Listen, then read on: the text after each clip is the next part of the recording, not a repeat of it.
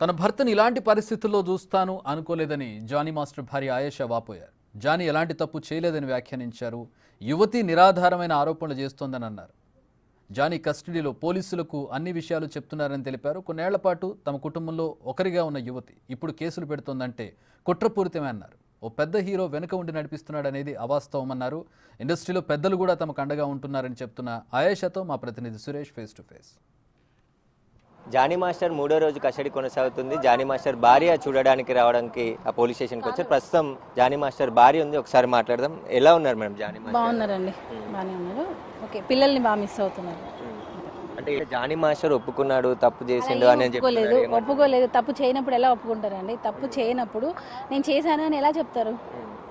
అదంతా ఏం లేదు. ఈ అమ్మాయి ఇలా చేయడానికి గల కారణాలు ఏందనుకుంటున్నారు? ఆమె ఎలా ఉండేది ఫస్ట్ నుంచి? ఆ అమ్మాయికైనా దీని గురించి క్లారిటీ ఉందో లేదో తెలీదు. అసలు ఏం ఎక్స్పెక్ట్ చేస్తుంది, ఏం కావాలి, ఎందుకు అసలు కేసు పెట్టింది అనే క్లారిటీ మాకు లేదు. ఆ అమ్మాయికి నిజంగా యూనియన్ కార్డు గురించి ఫైట్ చేసింది మేమే. అది ఆ అమ్మాయి అర్థం చేసుకుంటే అమ్మాయి నెక్స్ట్ ఫ్యూచర్ బాగుంటుంది. ఏం ఎక్స్పెక్ట్ చేస్తుంది, అసలు ఏం కావాలి అనే క్లారిటీ ఆ అమ్మాయికైనా ఉందో లేదో నాకు అర్థం కావట్లేదు. అంటే కావాలని తన వెనకాల వేరే వాళ్ళు ఉండి చేస్తున్నారని జానీ మాస్టర్ కూడా అన్నట్టు. ఎవరి మాటలో విని అయితే ఆ అమ్మాయి ఇది పెట్టింది, అది మాత్రం క్లియర్ కట్. ఎందుకనంటే ఆ అమ్మాయి పెట్టాలి, నిజంగా అంత హింసించే మనిషి పక్కన ఉన్నారన్నప్పుడు ఎప్పుడో పెట్టేది, ఇప్పుడు పెట్టదు.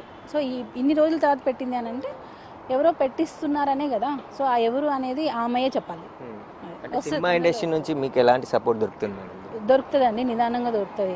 వచ్చిన వెంటనే అందరూ సపోర్ట్ చేసే అది కాదు కదా. వస్తుంది, నిదానంగా అందరూ వస్తారు. నిజం ఉంటే నిదానంగా అందరూ వస్తారు కదా, వస్తున్నారు. ఇప్పుడు తెలుసుకుంటున్నారు ఏంటి అని.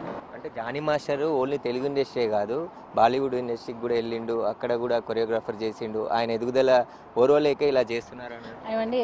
నచ్చే వాళ్ళు ఎంతమంది ఉంటారో నచ్చని వాళ్ళు కూడా అలానే ఉంటారు. అందరికీ నచ్చాలని రూల్ లేదు కదా. మనం బంగారం కాదు కదా, లేదా డైమండ్ కాదు కదా అందరికీ నచ్చాలి అని. మనుషులం కదా, నచ్చచ్చు కొంతమందికి, నచ్చకపోవచ్చు, అంతే. అది కామన్ అండి, ఎవరికైనా కామన్ అది. అంటే అడ్వకేట్ సమక్షంలో విచారణ జరపాలని. అవును, అది కోర్టు నుంచే ఆదేశాలు వచ్చాయి కదా. 3rd డిగ్రీ లాంటివి ఏం చేయకూడదు, లాయర్ ప్రెజెన్స్లోనే జరగాలి అన్నారు. సో వాళ్ళ రూల్ ప్రకారం వాళ్ళు పాటిస్తున్నారు. అంటే హెల్త్ కండిషన్ గురించి ఏం లేదు, బాగుంది. కొంచెం ఫుడ్ బయట ఫుడ్ కదా, సో కొంచెం ఇబ్బంది పడ్డారు. ఇప్పుడు ఓకే, ఇప్పుడు బాగానే ఉన్నారు. అంటే ఈ కేసుని ఎట్లా ఎదుర్కోబోతున్నారు మేడం? న్యాయంతో ఎదుర్కొంటాం, నిజంతో ఎదుర్కొంటాం. జానీ మాస్టర్కి ఇండస్ట్రీలో శత్రువులు ఉన్నారా? ఎవరో ఉండి చేయించారు? మీకు అదే అంటున్నాను, మన అందరికీ నచ్చాలని రూల్ లేదు. నచ్చని వాళ్ళతో ఆ అమ్మాయి మరి ఏ మైండ్ సెట్తో పెట్టిందో మనకు తెలియట్లేదండి.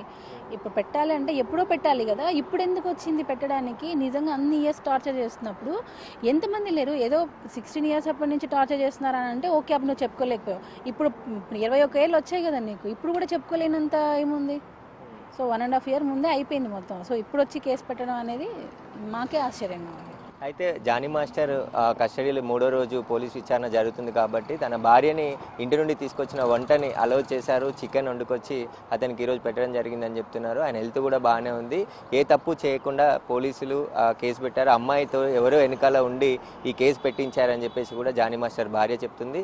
కోర్టులోనే ఈ కేసుకు సంబంధించిన విషయాన్ని తేల్చుకుంటామని చెప్పేసి కూడా